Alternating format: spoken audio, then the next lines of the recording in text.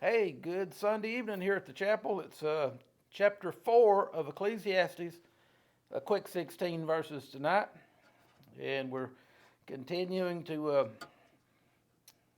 read about Solomon's musings as he's observing the world. He's a king. I guess he don't have a lot to do, but he's sitting around and he's thinking about the. And maybe Solomon and the Holy Spirit meant it this way. This is how a person thinks when they forget about God. If you're just looking at things apart from God, under the sun, as it's saying, then everything's just like useless and futile. And what's the point of life and all this stuff? Might as well eat, drink, and be merry because tomorrow we die. That's the world's philosophy. But as I keep reminding you, we're going to get to chapter 12, and he says, here's the conclusion of the whole matter. Don't forget about God. When you put God in the equation, everything changes and all over under the sun. All right, chapter 4, verse 1.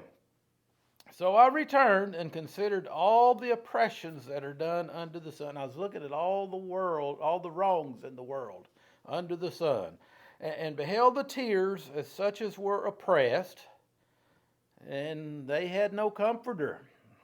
There's no hope for them. See, this is under the sun apart from God. What's the point? And on the side of their oppressors, there was power. That's the world we live in, right? The oppressors have power, and you can't do nothing about it, and there's nobody to help you. But remember the conclusion of the whole matter. There is somebody besides us under the sun. There's God. But they had no comforter. We do have a comforter. No matter how bad it gets down here, God sends us the Holy Spirit to comfort us. He's the one, also that's one of his names, the Comforter, one who comes along beside of us. No matter what you're going through, you can go through it when you realize God's going through it with me. Jesus said, I'll never leave you nor forsake you. I'll be with you to the end of the world. Even when it seems like the end of the world, Solomon couldn't see it at his point in his poem here that there wasn't nobody to comfort him. There is somebody to comfort us. Verse 2, wherefore, Solomon's sounds like a depressed old man, right? It says, well, there's no hope, just going through this life, and I see all the wrongs in the world, and there's nobody to help them. And so I said, well, people are better off dead. Wherefore I praised the dead, which are already dead, more than the living which are alive. They got it better. They don't have to put up with this. They're dead. Yea, better is he than both they, which hath not yet been, and who's not seen the evil work that's done. So if they've already been through it and they're dead, so they're better off than the ones that are alive, and they're better off for the ones that are still coming, because they're going to have to go through all this garbage. Again, I considered all travail and every right work. Now he's looking to the other side of the coin. Says, now here's folks out there trying to do the right thing. And how do they get paid? Well, their neighbors are jealous of them. They're probably saying they think they're better than us and all that. You know how it goes. They're trying to do the right thing. And for this, a man is envied of his neighbor. This is also vanity and vexation of spirit. It's troublesome to my soul. And then he looks around and he says, here's some trying to do the right thing. Here's some doing the wrong thing. And here's some that have just dropped out deadbeats in society. They're just lazy. And he says, the fool folds his hands. He just lays back and folds his hands when he needs to be working. He folds them together and he eats his own flesh. Consumes his own flesh. I believe that means he starves to death, not becoming a cannibal. And he says, better is a handful with quietness than both hands full with travail and vexation of spirit. And I agree with that a little bit, don't you? That I'd rather have enough to get by and have peace than a whole bunch of stress and stuff in my life that I don't need because I'm trying to get ahead in the rat race. Then I returned, and I saw vanity under the sun, just uselessness, futility all under the sun. And he's looking around and he says, now there's one alone. Says that old feller, he ain't got nobody. And there's not a second. He's just all by himself. Yeah, he's neither child nor brother, no companions. Yet there's no end of all his labor. He's out there working himself to death. Neither is his eye satisfied with the riches. So he's working himself to death to get more and more and more. And he don't have anybody else, just him working himself.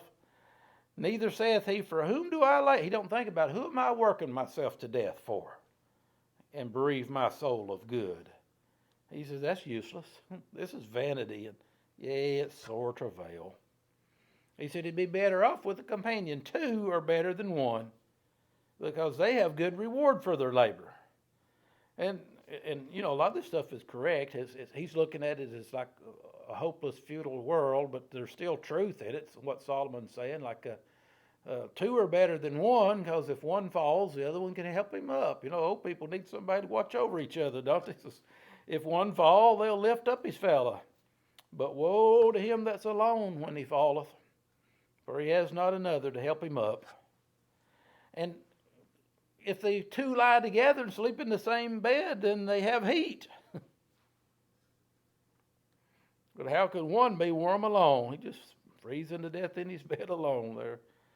And if one prevail against him, if somebody decides to attack him, he needs help then too, because 2 can withstand him. And if there's 3 of them, a threefold cord's not quickly broken. Better is a poor and wise child than an old and foolish king who will no more be admonished. Now, Solomon was at this point in his writing right here anyway, he was the old and foolish king.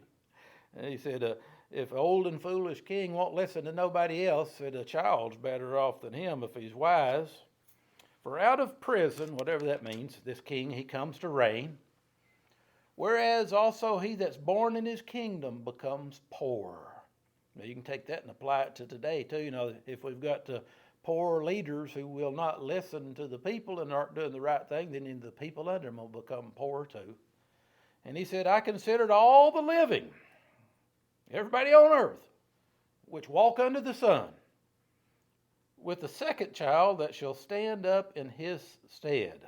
I considered all these people that there's another generation coming up behind them here. And he says, there's no end to them. And he's right about this. When you look at from the Garden of Eden till today and beyond, however long this world lasts before the Lord comes back and things change, he says there's no end to all the people, because people are born, they get old, they have other kids, they die, and them kids have kids. There's an endless line going into eternity. There's no end of all the people, even of all that have been before them. They also that come after shall not rejoice in him. They'll forget about him in a generation or so. But surely this also is vanity and troubling to my soul, vexation of spirit. Now let's take that last verse and let's do something positive with it here before we close the chapter out. Solomon's right. Mankind just goes on and on. As far back as Adam and Eve, and as far until the Lord comes back, there'll be people born and people dying. And he says they'll forget about the generation that come before them. And all that's true. He says there's no end to them. They just keep a coming. Hospitals just got people continually being born in them. Funeral homes just got people continually every day. Different names on the funeral home sign. They're coming and they're going. That's true, ain't it? There is an endless line of people that are constantly coming through this world and going out into eternity. Some of them are going to hell, and some of them are going to heaven. And that all boils down to, what did they do with Jesus while they were here? Hope you make the right choice. See you next time.